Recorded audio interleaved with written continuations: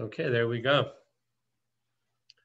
Wanted to begin with the Rashi at the beginning of Parshas Terumah. So we're talking about the donations that Bnei Yisrael were asked to give to the Mishkan, the gold, silver, copper, precious fabrics. And the lesson of the Torah is, Hashem says to Moshe, speak to the Jewish people, the Yikhu li Terumah, and take for me a Terumah, an offering, meaning to say to lift off of your funds and give that to the Mishkan. And describes it, Me'eth kol ish asher yidvenu liba, from every person, I'm going to read it this way, whose heart moves him. Yidvenu liba, whose heart moves him. Tikhu es truma, see, you shall take my contribution, my truma. Now Rashi says on Yidvenu liba, what does this mean, Yidvenu liba? It means lashon nedava. It's a lashon of giving, contributing in a generous way. V'hu lashon Ratzon tov. So Rashi says that this word nedava, or Yidvenu libo, is an expression of Ratzon tov. We would translate that as goodwill. And a person who is not only doing the right thing in terms of making a contribution to build the Mishkan, but also their heart is in the right place. They have a desire to give, a Ratzon tov. So why is this that the Mishkan and building the Mishkan for the presence of Hashem, the Shekhinah, why is it stated in this way? Why don't we just say, Moshe Rabbeinu, please tell the Jewish people, bring your gold, your silver, your copper, your fabrics, and give them to the Beis HaMikdash, meaning to the Mishkan. Have the people do that. Why are we including this idea of Yidvenu libo, a Ratzon tov? It almost seems to be asking for an awful lot, because we're not only asking for the material contribution, but for the person's heart to be in the right place. And I really think that be'emes, that is what the Torah is indeed saying. That when it comes to the Mishkan, where God's presence will rest there, the Shekhinah will rest there, it's not enough just to have the contribution of funds and wealth to make that place. It's not enough. It's the way the Jewish people give that as well. Hashem wants nedivus, that our heart is in it. And if our heart is in it, then he says, I can live in that place. I will reside there. The Shekhinah will be Shora in that place. Now, perhaps this can be very enlightening for us in that it's expressing a goal. It's a goal for the Jewish people. And here's what I mean. Normally, we have a mitzvah to do. The mitzvah is an action. Whether it be, let's say, reading the Megillah, hearing the Megillah, giving Shalach Manas, whether it be putting on tefillin, lighting Shabbos candles. We're asking for an action. Sometimes we're asking for words.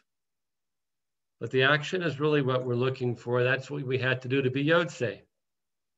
But we all know that as Jewish people, Hashem wants us to develop our personality so we're doing more than the action, but rather that the inner person matches up to the outer action.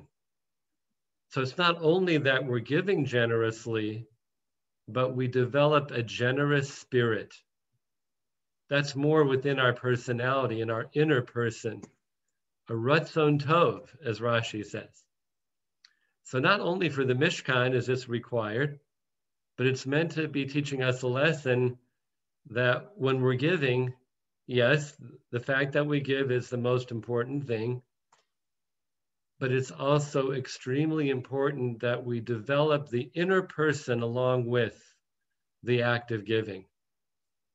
And the truth is, as long as we have that as a goal, the act of giving in and of itself will help to develop the inner Ratzon to give. That's how the Torah works. When we do the action which is right, that gradually makes room in the person for the development in a noble way, in a refined way of our personality. The act of giving itself chips away at the inner person to become that which we're doing. We want to become that which we are doing. I'd like to add another dimension to this, which is relevant to this Shabbos, Parshas Zachor, the idea of destroying Amalek, which we go into right before Purim, Haman being part of the nation of Amalek. Why is it that we're so strongly commanded to remember Amalek and ultimately to erase them, to destroy them? Why? Amalek is the embodiment of the force of evil in the world. It's like the Nachash in Gan Eden, the serpent in Gan Eden. It was the embodiment of the power of evil. That's what Haman was. In more recent times, people believe that the Nazis, the Yamach Shemam, in the Holocaust were the embodiment of that. And that's the Nachash. So what is it about them which is so bad? Because their Ratzon is evil. It's not only what they do, which is bad enough, but the very Ratzon of that nation is evil. So how do you battle that? How do you battle a Ratzon which is evil? On a spiritual level, we battle that by building a Ratzon Tov. When our inner Ratzon is good, that's the strongest force against Amalek, whose inner Ratzon is bad. There's nothing more powerful with which to fight evil than developing good. As they say, light in itself dismisses darkness. So here we are in Parshas Terumah this year, Parshas Zachor coming out on Parshas Terumah, Shabbos Zachor coming out on Parshas Terumah. And we have the combination of giving to the Mishkan with a Ratzon Tov, with an inner, highly developed sense of generosity, giving, wanting to give. That's our main weapon against Amalek, which is the Ratzon of Ra. Now we have a minhag on Tanis Esther, which is to give 3 half shekels, or the denomination of your current currency, $3.50. I sent out an email about that for this year, for each member of the family. And one of the things that the Chachamim say is that Haman, he contributed toward the treasury of Achashverosh a huge amount of silver meant to go to be a bribe for Achashverosh to destroy the Jews. So Hashem says to us, let the half shekels of the Jewish people and the total number of those shekels precede the silver of Haman. Let our half shekels be given first, and therefore it will protect us from Haman's. So for Tanis Esther, right before Purim, at Mincha time, we give our half shekels. What's happening there? Our act of generosity, of nedivus leiv, as Rashi says, Ratzon Tov, is now in place, firmly in place, to conquer and defeat Amalek on Purim, Amalek being the embodiment of Ratzon Ra. So this whole idea really wraps together with Truma, Tainus Esther, giving, Ratzon Tov, in order to defeat Amalek, Ratzon Ra. My tefillah for all of us is that not only may we be able to achieve the act of giving, but to develop the trait of being giving people, generous people, nedivus lev, like the Jewish people are known for our generous spirit, our generous ratzon, to match up with our external act of giving, ken yehi ratzon. Lecha doidi likras kavadi rabbi radai b'nei Shabbos nekavela dira b'bam b'bam lecha doidi likras kavadi rabbi b'nei Shabbos nekavela Aishamar b'zachar b'dibur echad Ishmiyanu kel hamayuchadayah Didiram vayvam Dididimimam vayvay Hashem echad Shemaya echad l'shem U'l'si ferem v'l'si lo L'chadaydi Likras kala Pennei Shabbos nekavela Didiram bam bayradadam Didiram bam bam Didiram bayradadam Didiram bayram Holy Vishalom Ateres Pala Gamberina Uvitsahalaya Didiram bam Didiram bye Tochem Amsagula Bovichala Bovichala Bovichala Shabbos Makisa Hadaydi Ligras Kala Pennei Shabbos Nekavela Didiram Badaradadadam Didiram Bairam Dindaram Baidiram Didiram Bairam Didiram Bam Bam Bam Bam Bam Bam Bam Didiram Bam Bam Didiram Didiram Bam Didiram Bam Bam Bam Bam Bam Bam Bam Bam Bam Didiram Baidiram Didiram Bam Didiram Bam Bam Bam Bam Didiram Bam Didiram Bairadadai Didiram Bam Bam Didiram Bam Bam Didiram Bam Didiram Bam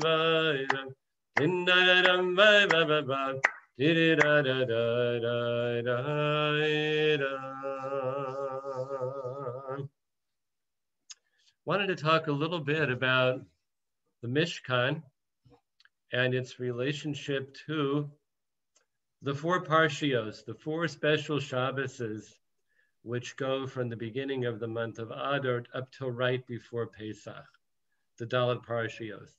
Last week was the first one, Parsha Shkolim. This week is the second one, Parshas Zachor. The Mishkan is constructed in such a way where there are increasing levels of holiness as you proceed into the Mishkan. So as you walk into the Mishkan, you're already in holy territory. Then as you go toward the Mizbeach, there's a certain point where a Yisroel is not allowed to go. You have to be a Kohen to go past that point. The Kohen goes to that point. You have there the Mizbeach where they offer the Korbanos. The Kohanim can be over there. Then if you enter the actual Mishkan, the chamber itself, now you're in an area called Kodesh. And the Kodesh is where the menorah is, and the Shulchan with the Lechem HaPanim on it, and also the golden Mizbeach where they burn the Ketores. That's all Kodesh. You have to be a Kohen also to go into there. Then there's the third level of Kedusha, known as the Kodesh HaKadosh and the Holy of Holies. In there is the Aron with the Luchos, the tablets, the 10 Commandments. And the only person who can go into there is a Kohen Gadol once a year on Yom Kippur. It's the holiest place. He's got to be properly prepared. If he is not properly prepared when he goes into the Kodesh HaKadoshim, then he will die. That's how holy you have to be. So there's this increasing level of Kedusha as you go forward.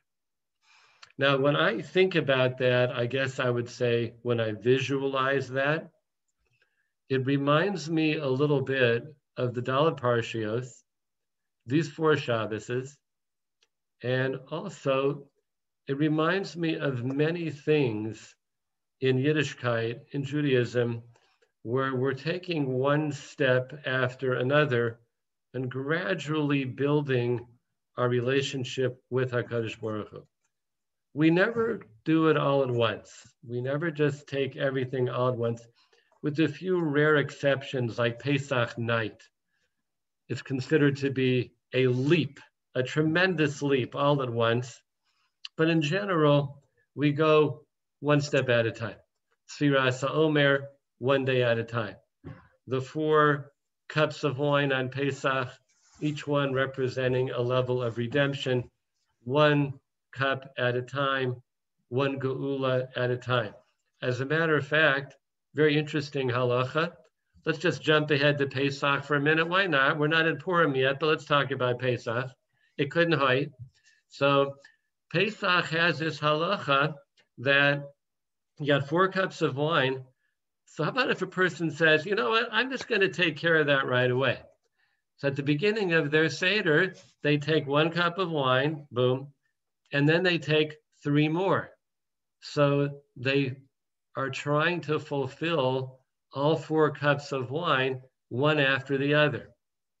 It's 4 cups. Guess what? It doesn't work. You're not Yotzei. You drank 4 cups of wine, doesn't work.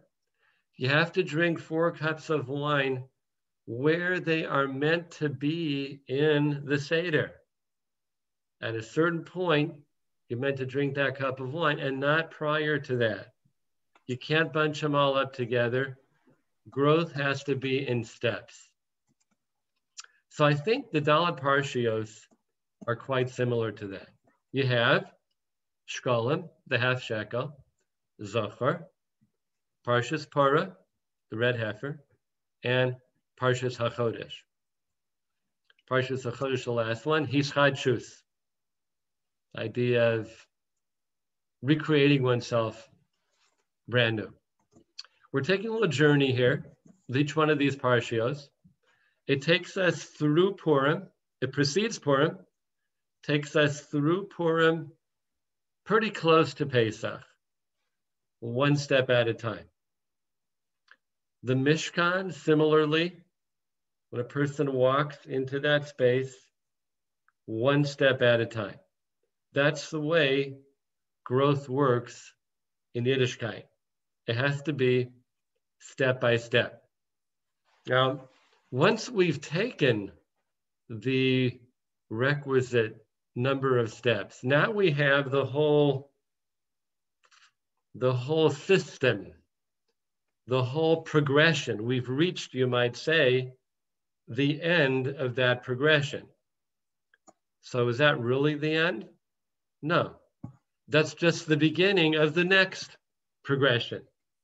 Like the way the Torah always works, when we end the Torah on Simchas Torah, what do we do right away? We start Bereshis.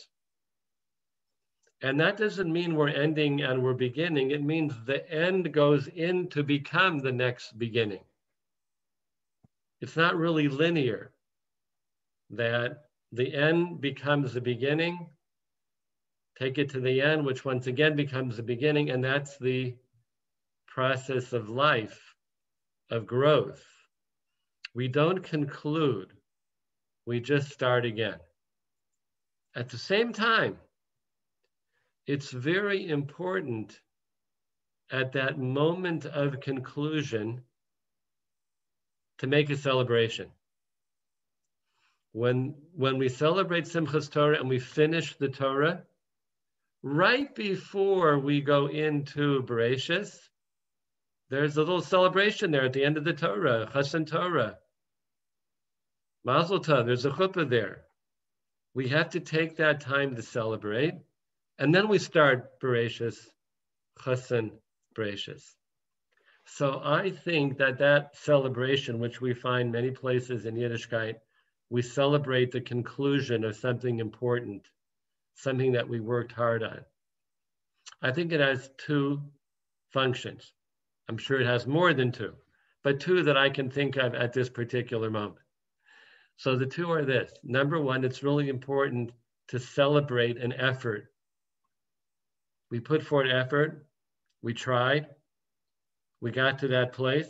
It's very important to take note of that.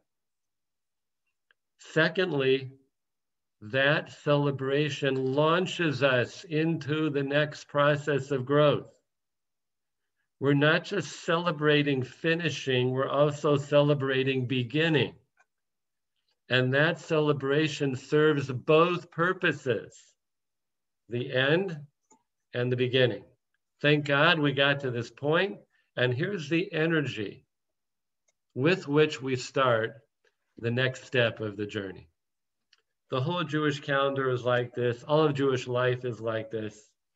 Sometimes we can step back and take note of it, of this process of celebration. We celebrate beautifully on Purim, nothing like it. And from there, we go on our way to Pesach. And from there, we go on our way to Shavuos. And we just keep going, celebrating the end and the beginning. May we all have many beautiful celebrations of the ending and the beginning, and to continue to grow la'ela ula'ela, higher and higher in our lives as Jews. Now tonight we're going to conclude with Shoshanas Yaakov, because after all, Purim's coming. So it makes a lot of sense to sing a Purim song. Plus next Thursday night, we won't be able to have the pre-Shabbos because it's going to be Purim. So that's a good reason not to have it. It's a really good reason. At the same time, we want to get a little bit of that next Thursday night in. So because it's Purim, we'll sing Shoshanas Yaakov for next Thursday night. Shoshanas Yaakov, Sahala V'Samecha, V'Rosam Yachad, Decheles Mordechai. Shoshanas Yaakov, Sahala V'Samecha, V'Rosam Yachad, Decheles Mordechai. Chuasam, Hayisala Netzach, Chuasam, Hayisala Netzach, Chuasam, Hayisala Netzach, La Netzach, La Chasimba, Arur Haman, Asher Bikesh Li'abdi Bara, Baruch Mordechai, Mordechai HaYehudi Arura Zeresh Eishes Mafchidi Berucha Esther Esther Bahadi Berucha Esther Esther Bahadi Vegam Charvona Zachor Latav Tirai Dam Babam Tirai Dam Babam Babam Babam Tiraram vai vai ram, tiraram vai bam vai ram vai in da ram vai vai ram vai bam vai vai ram vai ram vai tiram vai ram vai vai ram vai vai ram vai vai tiram vai bam vai vai ra tira. I'm sorry I skipped the middle verse. Okay, we'll sing it next week, at least at our Purim tables. I want to wish everybody a very beautiful night, a good Zachor-Terumah, Shabbos Zachor. We should be zocha to see the kisei of Hashem Shalom, and a freilich and Purim to everybody. You can unmute. Thank you. Thank you, Rabbi. Thank you so much. Brother Kaborm, Rabbi. Thank you. Brother Kaborm to you. Brother Kaborm. Brother Kaborm. Good Shabbos, everybody. Freilich and Purim. Brother Kaborm. Thank you, You Rabbi. too. Good Shabbos. Thank you. Take care, everybody. Shabbat shalom. Okay. Thank you. Can I ask you a Okay. question about the Yeah. silver? Yeah. So you said that, we gave the skull and each person before Haman did? The reason we give them on now and this time of year is in order to precede that. Oh, but we didn't give them though. We actually did because we started to do this all the way at the time of the Mishkan. So we historically preceded Haman as well. And we reenact that every year when we give the half shekels on Tainus Esther. Oh, because originally we gave it to the Mishkan, but now we gave it to the king. Now we give to Tzedakah. But I'm saying then we gave it to the king. Correct. Oh, okay, I see. That's correct. Thank you. Sure, Thank Hannah. you for clarifying. Okay. All right. Have a good night, everybody. Good night.